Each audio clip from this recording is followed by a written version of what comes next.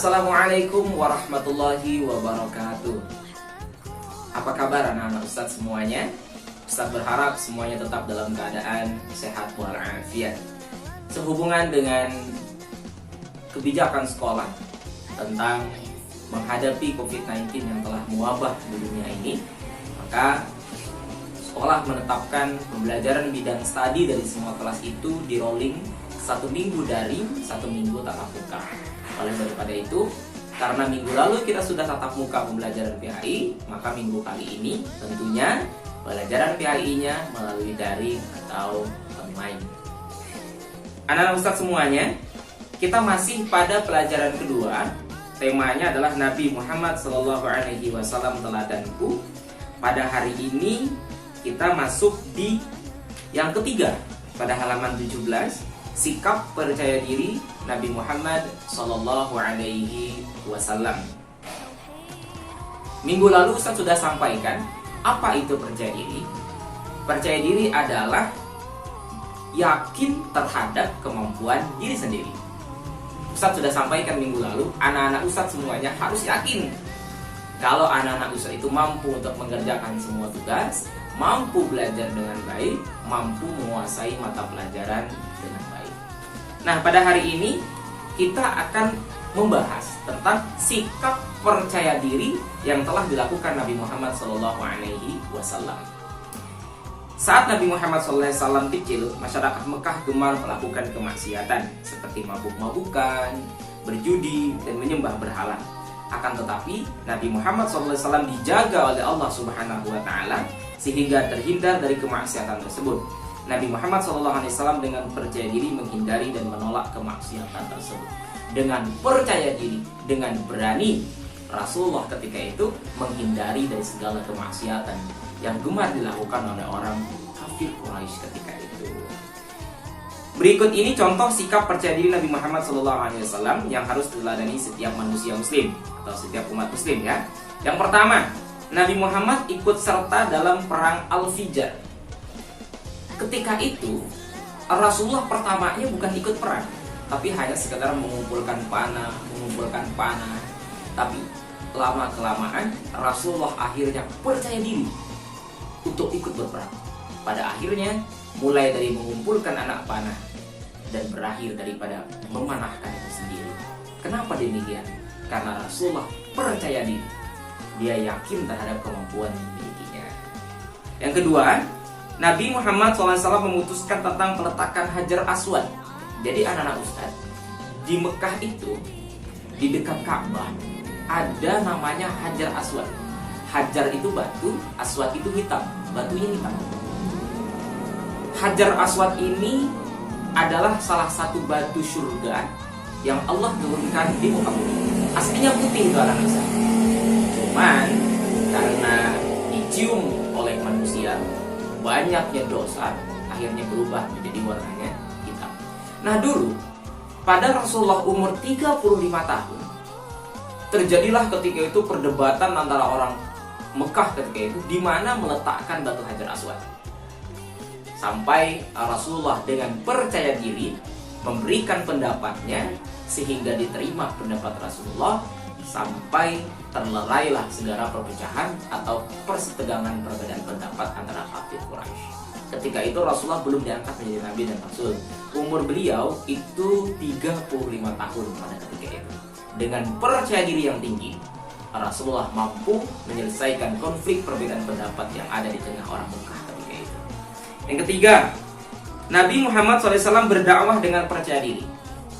Kita tahu ya anak-anak Ustaz semuanya ya, Nabi Muhammad itu diangkat menjadi Rasul pada umur berapa ayo? Pada umur 40 tahun. Tempatnya di Gua Hira. Ayat pertama yang Allah turunkan melalui malaikat Jibril adalah surat Al-Alaq ayat 1 sampai 5. Nah, Rasulullah berdakwah karena Ustaz itu dengan percaya diri. Sekalipun ketika itu Rasulullah dicemooh, dihina, dicaci maki, semuanya. Tapi dengan percaya diri Rasulullah tetap berlanjut berdakwah karena itu adalah amanah daripada Allah Subhanahu wa Ta'ala. Sampai pada akhirnya dengan berkat perjuangan dakwah Rasulullah, dengan sebab sikap percaya dirinya Rasulullah SAW dalam berdakwah, alhamdulillah sampai sekarang kita di Indonesia, khususnya di Pekanbaru, ustaz, anak-anak ustaz semuanya, kita semuanya bisa menikmati manisnya agama Islam. Ini berkat percaya dirinya Nabi Muhammad SAW. Anak-anak ustaz semuanya, marilah kita teladani bagaimana sikap percaya dirinya Rasulullah SAW. Minggu lalu kan ustaz sudah sampaikan tuh, orang yang atau anak yang percaya diri, dia akan mendapat dua manfaat. Yang pertama, akan menjadi anak pemberani. Yang kedua, akan bisa menyelesaikan segala tugas yang telah diberikan gurunya. Jadi anak-anak ustaz nih, kalau udah percaya diri nih, insya Allah akan pemberani. Semua tugas yang ustaz berikan insya Allah selesai. Kenapa? Karena dia yakin terhadap kemampuan dirinya sendiri. Anak-anak ustaz jangan jadi orang minder ya. Jangan jadi orang, aduh saya mah nggak berani, saya mah malu. Jangan. Kita harus percaya diri. Yakin anak-anak ustaz semuanya pasti bisa melakukannya. Halaman 18, menampilkan sikap percaya diri dalam hidup sehari-hari. Sekarang anak-anak ustaz sudah tahu apa itu percaya diri, bagaimana percaya dirinya Nabi Muhammad SAW. Sekarang bagaimana nih anak-anak ustaz mempraktekkan di rumah, di lingkungan, di sekolah agar menjadi orang percaya diri. Di sekolah nanti kalau ustaz suruh misalkan si A besok tampil ya kultum, harus siap. Jangan saya nggak bisa ustaz, saya malu. Itu namanya tidak percaya diri ya. Harus percaya diri. Insya Allah berawal dari percaya diri, nanti semuanya akan bisa. Bisa karena biasa ya. Ustaz, bagaimana caranya supaya kita bisa percaya diri Ustaz? Saya tuh orang pemalu Ustaz, saya ini orangnya tidak berani Ustaz. Bagaimana caranya? Ayo kita baca ya. Yang pertama, harus bersikap tenang. Jadi anak-anak ustaz tenang saja. Tenang, relax, santai, slow. Tenangkan, tarik napasnya, turunkan. Tenang saja. Yang kedua, berusaha dengan sungguh-sungguh dan penuh keyakinan. Jadi kalau misalkan anak ustaz nanti disuruh tampil, misalkan di acara talent day, diajarkan sekolah, sebelum acara talent day, usaha, latihan, persiapan, yakinkan di hatinya kalau anak-anak ustaz semuanya pasti bisa. Itu namanya percaya diri. Yang kedua, tiga, selalu berprasangka baik. Insya Allah saya akan bisa. Insya Allah saya akan bisa. Jangan anak ustaz nanti minder sebelum tampil. Kayaknya saya tidak bisa nih. Kayaknya saya tidak mampu nih. Tidak boleh macam itu. Nanti beneran tidak bisa anak ustaz nanti kalau kayak gitu ya. Harus percaya diri. Yakin anak ustaz pasti bisa. Memperbaiki diri sendiri. Dengan latihan, ada kurang, perbaiki. Ada kurang, perbaiki. Tidak bergantung kepada orang lain. Jadi tidak bergantung sama orang lain. Kalau di rumah itu tidak bergantung sama orang tuanya. Ngapa-ngapain udah bisa mandiri ya. Habis ini kita akan bahas nanti sikap mandiri. Percaya diri akan melahirkan sifat mandiri.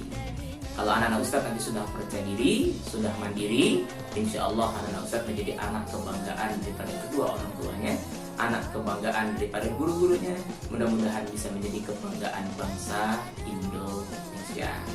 Kesimpulan yang bisa ustaz sampaikan pada pembelajaran materi pada hari ini, marilah ayo anak-anak ustaz semuanya tingkatkan kepercayaan dirinya, karena salah satu kunci kesuksesan adalah percaya diri sebagaimana yang telah dilakukan oleh Nabi Muhammad sallallahu alaihi wasallam. Ulangi, tugas pada minggu ini adalah menulis hadis tentang sikap percaya diri pada halaman 16 yang an Abi Dzarrin itu, dan setelah ditulis dihafal. Nanti foto tulisannya serta video hafalannya dikirim ke Ustaz. Ustaz ulangi sekali lagi.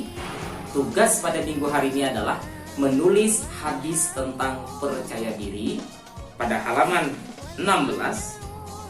Setelah ditulis, dihafal. Setelah itu, foto hasil tulisannya dikirim ke Ustaz beserta video hafalannya. Jadi dua tugasnya, menghafal dan menulis. Ustaz kasih waktunya, tenggangnya sampai pada hari Kamis. Kamis sore terakhir dikirim kepada Ustaz. Ustaz kira cukup? Sekian dari Ustaz. Assalamualaikum warahmatullahi wabarakatuh.